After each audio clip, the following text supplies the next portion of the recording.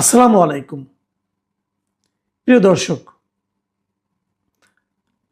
আমরা জানি যে আওয়ামী লীগের শাসন আমলে আওয়ামী লীগ যে ১৭ বছর দেশ শাসন করেছিল একটানা, সেই সময় তারা বিএনপির বিভিন্ন নেতাকর্মী এবং আরও অনেকের বিরুদ্ধে, বিরোধী দলীয় অনেকের বিরুদ্ধেই অনেক একের পর এক মিথ্যা মামলা দিয়েছে। রাজনৈতিক মামলা যেগুলোকে বলা হয়, অথবা হয়রানিমূলক মামলা বলা হয়, এরকম হাজার হাজার মামলা দিয়েছে। এবং সেই মামলাগুলি কিন্তু সরকারের পতন হয়েছে, কিন্তু মামলাগুলো তুলে না নিলে যাদের বিরুদ্ধে মামলা হয়েছে তাদের কিন্তু নিয়মিত হাজিরা দিয়েই যেতে হয়েছে। এক একজনের বিরুদ্ধে ২০০-৩০০ পর্যন্ত মামলা ছিল। এবং এমনও দিন গেছে তাদের সারাদিন, সারাটা বছর কেটেছে, প্রতিদিন সকালে ঘুমের থেকে উঠে যেতে হয়েছে আদালতে কোনো না কোনো মামলা হাজিরা দিতে। এগুলো খবর আমরা তখনই জেনেছি যে কত মামলা হয়েছে তাদের বিরুদ্ধে। আজকের খবর হলো, গতকালকে আমরা দেখলাম যে স্বরাষ্ট্র মন্ত্রণালয় থেকে তারা বলা হয়েছে যে তারা বেশ কয়েকটা প্রায় ১০০৬টি মামলা প্রত্যাহার করার জন্য স্বরাষ্ট্র মন্ত্রণালয় থেকে অনুমোদন দেওয়া হয়েছে। এবং বলা হয়েছে যে বিগত ফ্যাসিস্ট সরকারের আমলে ১৭ বছর ধরে বিরোধী দলের নেতা কর্মীদের বিরুদ্ধে যে দায়ের করা হয়েছিল মামলাগুলো, রাজনৈতিক মামলা, হয়রানিমূলক মামলা, এগুলো থেকে ১০০৬টি মামলা প্রত্যাহারের জন্য সরকার অনুমোদন দিয়েছে।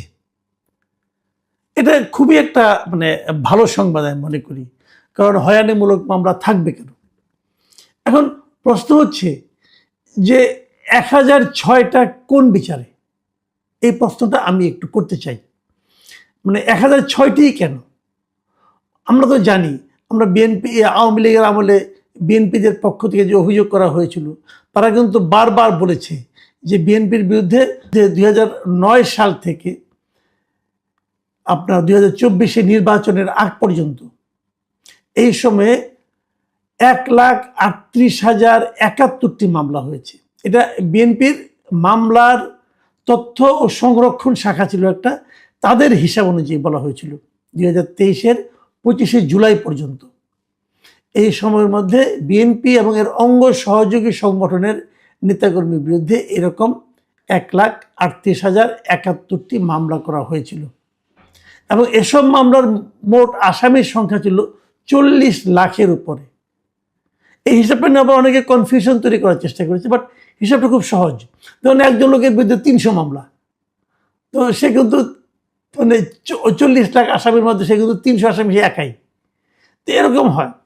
এবং এর মধ্যে কেবল ঢাকা মহানগরের মামলার সংখ্যা ছিল ১৭,৫৮৩টি, অনেক মামলা। তো যদি ঢাকা মহানগরেই ১৭,০০০ মামলা হয় এবং সারা দেশে ১,৩৮,০০০ হয়, তাহলে মাত্র ১০০৬টি মামলা আপনি প্রত্যাহার করতেছেন।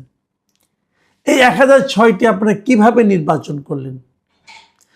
আশা করি আপনারা ঠিকভাবে নির্বাচন করেছেন, কিন্তু তারপরেও একটু শঙ্কা থেকে যায় নির্বাচন প্রক্রিয়াটা কি, এটা একটু জানা দরকার। মাত্র এই সরকার দায়িত্ব নিয়েছে মাত্র কয়েকদিন, এক সপ্তাহ এখনো হয়নি। এর মধ্যে ১০০৬টা আপনারা কিভাবে, কোন প্রক্রিয়ায় করলেন, এটা একটু জানা দরকার। এবং তারা কি সবাই বিএনপির? আওয়ামী লীগ আমলের মামলাগুলোতে বিএনপি ছাড়া জামাতের বিরুদ্ধে করা হয়েছে, অন্যান্য দলের বিরুদ্ধে করা হয়েছে, সেগুলোকে তুলে নেওয়া হয়েছে। ব্রেকআপটা কি, ব্রেকআপটা এখন আমরা জানি না। এটা জানার একটু কৌতূহল আমার থাকছে।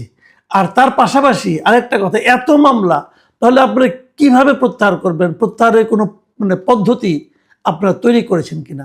আমরা কিন্তু আগেও দেখেছি যে 1-11 সরকারের আমলে ২০০৮ সাল পর্যন্ত যে মামলাগুলি হয়েছিল, ২০০৯ সালের প্রথমেই আওয়ামী লীগ দায়িত্ব নেওয়ার পর তারা কিন্তু দ্রুত বেগে বেশ কিছু মামলা প্রত্যাহার করেছে। এবং ইন্টারেস্টিংলি তারা যে মামলাগুলি প্রত্যাহার করেছে তার সবগুলোই ছিল আওয়ামী লীগের নেতাকর্মীর বিরুদ্ধে 1-11 সরকারের দায়ের করা মামলা। বিএনপির নেতাকর্মীদের বিরুদ্ধে যে মামলাগুলি করেছিল 1-11 সরকার, সেগুলো তারা প্রত্যাহার করেনি।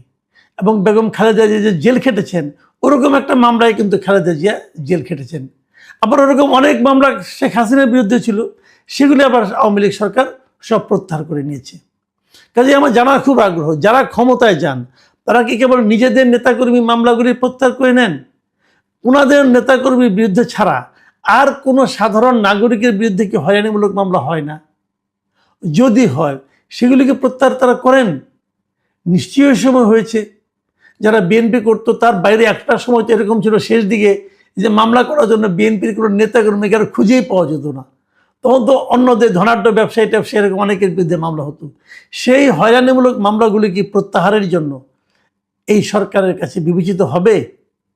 এই প্রশ্নটা থাকলো। কারণ আমরা বলতে চাই, এমনি আদালতে অনেক মামলা জট আছে, মামলা চললে উকিলদের লাভ হয়, আর তো কারো লাভ হয় না, মানুষের ভোগান্তি কিন্তু থেকেই যায়। তো এরকম হয়রানিমূলক মামলাগুলি যেন দ্রুত নির্ধারণ করা যায়, চিহ্নিত করা যায়, সেরকম একটা ব্যবস্থা করা দরকার। পাশাপাশি চিহ্নিত হলে পর সেগুলো একটা আদেশের মাধ্যমে সবগুলো প্রত্যাহার করে নেওয়া উচিত। মানুষকে হয়রানি থেকে মুক্তি দেওয়া কিন্তু একটা গণমুখী সরকারের অন্যতম একটা দায়িত্ব। এখন আরেকটা প্রসঙ্গ একটু আসি। সেই প্রসঙ্গটা হলো, এই যে আওয়ামী লীগের শাসন আমল, তারপরে আওয়ামী লীগের সরকারের পতন ঘটলো, তারপরে আসলো অন্তর্বর্তীকালীন সরকার ডক্টর ইউনূসের নেতৃত্বে। এই সরকার আসার পরেও কিন্তু আমরা মামলার জোয়ার দেখেছি, মানে বানের পানির মতো মামলা হতে থেকেছে, এবং এক একটা মামলায় 200-300 লোককে আহত করা হয়েছে। মিরপুরে একটা মামলার কথা আমরা জানি, একজন লোক নাকি হত্যা প্রচেষ্টা, মানে ছড়রাগুলি লেগেছিল তার পায়ে, সেই অপরাধে 40 জন শিল্পী সাহিত্যিকের বিরুদ্ধে মামলা করা হয়েছিল, আর্টিস্টের বিরুদ্ধে মামলা করা হয়েছিল তো 40 জন মোট না, কিন্তু মোট আসামির সংখ্যা মানে 200-র মতো। তার মধ্যে শেখ হাসিনাও আছে এবং আরও আছে। এবং তখন একটা অলিখিত নিয়ম ছিল যে যে মামলায় শেখ হাসিনাকে আসামি করা হবে, সেই মামলায় অন্য যত লোককে আসামি করা হবে তাদের কারো কোনো জামিন হতো না। এটা আমাদের আসিফ নজরুল সাহেবের উদ্ভাবন ছিল সম্ভবত, আমি বলতে পারবো না, বাট এরকম আমরা শুনেছি। কারো জামিন হয়নি, অনেকে পালিয়ে গেছে দেশ ছেড়ে। কি করবে? মামলায় ধরা খেয়ে, হত্যা মামলায় ধরা খেয়ে এবারে জেলে জীবন কাটাতে হবে? থাকিনি। এই সময় কি অনেক এরকম মামলা হয়নি? উত্তরে একজন নিহত হয়েছেন, তার জন্য সেই মামলা আসামি করা হয়েছে সাংবাদিকদের। অনেক সাংবাদিককে এই মামলা আসামি করা, এই যে ফারজানা রূপা, শাকিল আহমেদ, এদেরকে এরকম মামলা আসামি করা হয়েছে, অনেককে আসামি করা হয়েছে। এবং এই যে মামলাগুলোতে আসামি করা হয়েছে, ওনারা কি হত্যা করেছেন অথবা হত্যার প্ররোচনা ওনারা কি ভেবে দিলেন? তো এরকম মামলা যাদেরকে অ্যারেস্ট করা হয়েছে ওদের কাউকে ছাড়া হয়নি। আমি স্বীকার করি যে আওয়ামী লীগ আমলে অনেক সাংবাদিক ছিল যা নাকি আওয়ামী লীগ সরকারকে এক ধরনের মানে আপনার করেছে, আপনার কি বলে সমর্থন দিয়েছে, টিকিয়ে রাখার চেষ্টা করেছে। এর জন্য একটা অপরাধ হতে পারে, যদি কোনো অপরাধ হয় সেই অপরাধে মামলা করেন, কিন্তু তাদের বিরুদ্ধে হত্যা মামলা দিয়ে আপনাদেরকে আটকায় রাখা, এটা কি এক ধরনের হয়রানিমূলক মামলা নয়? এই মামলাগুলিকে প্রত্যাহার করা উচিত না? আবার ধরুন আনিস আলমগীর কথা ধরেন, আমাদের বন্ধু আনিস আলমগীর, সহকর্মী আনিস আলমগীর, মঞ্জুর আলম পান্না, ওনাদের বিরুদ্ধে, এরা তো সাংবাদিক, ওনাদের বিরুদ্ধে কি হয়েছে? সন্ত্রাস বিরোধী আইনে মামলা হয়েছে। মঞ্জুর আলম পান্না বাইরে বেরিয়ে এসেছেন, মামলা কিন্তু শেষ হয় নাই, উনি জামিনে বেরিয়ে এসেছেন, তার মানে ওনাকে যে কিন্তু কোর্টে হাজিরা দিতে হচ্ছে। এটা কি মিথ্যা মামলা নয়? এটা কি হয়রানিমূলক মামলা নয়? আনিস আলমগীর এখনো জেলে আছেন কেন? যেভাবে এই মামলাগুলি প্রত্যাহার করা হলো, আনিস আলমগীর এটা প্রত্যাহার করা যেত না?